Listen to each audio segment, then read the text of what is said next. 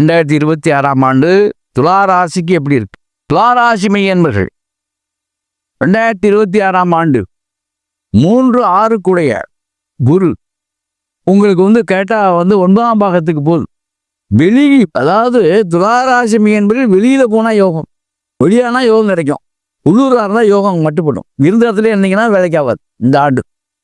அதே போல இந்த ஆண்டினுடைய மார்ச் ஏப்ரலுக்கு அப்புறம் உத்தியோகத்தில் இருக்கிறவங்க வேலை செய்கிற இடத்துல கவனமாக இருக்கணும். இல்லாட்டி அதிகாரிகள் உங்களுக்கும் பிரச்சனை ஏற்பட்டு உங்களுடைய வேலைக்கு உழ வைக்கக்கூடிய வாய்ப்புகளும் இருக்கு. கவனமாக இருக்கணும். அந்த வேலை ரிசைன் பண்ணுறக்கூடிய நிலைமையெல்லாம் வரும். அப்புறம் உங்களுக்கு 4-5 கூடியவர் 6ஆம் வீட்டுக்கு போயிடுறாரு. அந்த அமைப்பில் பார்க்கும்போது கண்டிப்பாக உங்களுக்கு உத்தியோகம் கிடைக்கும். ஆனால் நீங்கள் ரொம்ப கஷ்டம். அதாவது உத்தியோகம்னா எப்படின்னா சனி கொடுக்கறத யாரும் தடுக்க முடியாது. வேலை கிடைக்குங்க, அது உறுதி. அதை தவிர வேற எதுவுமே பெருசாக சொல்ல முடியாது. வேலை கிடைக்கும், அவ்வளோதான். ஆனால் அந்த வேலை கிடைச்சாலும் அந்த காசுகள் பூராமே பயனற்ற செலவுக்கு போயிடும். இழப்புகள் நிறையா இருக்கு. துளாராசி மையன்பர்களுக்கு இழப்புகள் இந்த ஆண்டு அதிகமாக இருக்கிறது. உங்க வீட்டில் உள்ள வயோதிகர்கள் கவனம், அவங்களுடைய ஆரோக்கியத்தில் கவனம் வேணும். வழியில நடந்து போகும்போது கவனம் வேணும்.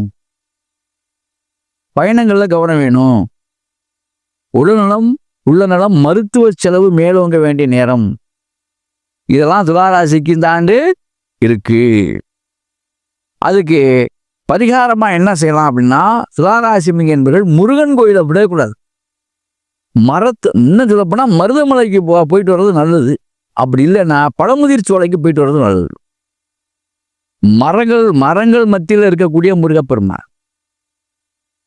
ஏன்னா மருத மரத்தை வச்சுதான் அந்த ஊர் மருதமலை. இன்னைக்கு அது கோயிலாக கட்டிட்டாங்க, அது வேற விஷயம்.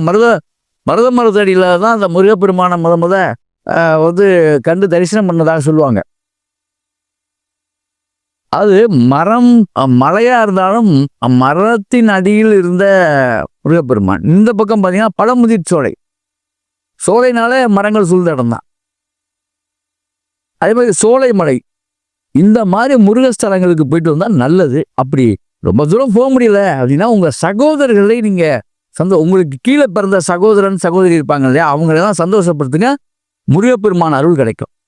முருகப்பெருமான் அருள் உங்களுக்கு கிடைக்கணும்னா உங்களுக்கு கீழ் பிறந்தவர்களுடைய சந்தோஷம் முக்கியம். அவங்கள நீங்கள் சந்தோஷப்படுத்தணும். அவங்களுக்கு பிடிச்ச மாதிரி அவங்களுக்கு உதவியாக அந்த மாதிரி செய்யுங்க. அது செவ்வாய்க்கிழமையில பண்ணி பாருங்க, சிறப்பு. சரி, இதுக்கு மேலே வேற என்ன செய்யலாம் அப்படின்னு சொன்னால் அதுலேயும் நல்ல விஷயங்கள் இருக்கு.